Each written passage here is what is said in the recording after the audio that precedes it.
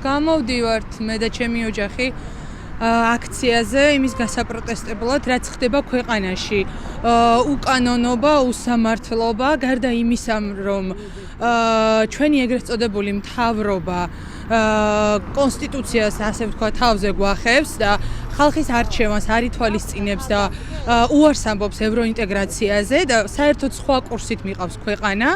გაყალბება არჩევნების ასევე არის ნაწილი პროტესტის, რაც მაქვს მე და მოსახლეობის უმეტესობას და ამ ყველაფერს ამატებული კიდევ ის, რაც ჩვენ ვიხილეთ ამ საპროტესტო აქციებზე, რომ ჩვეულებრივი ძალადობა, ტერორი, რეპრესიები იყო და მიმდინარეობს დღემდე გრძელდება სამწუხაროდ, ამ ქვეყანაში არ არის კანონი და ის კანონებიც კი, რასაც იღებენ, არის ძალიან აბსურდული.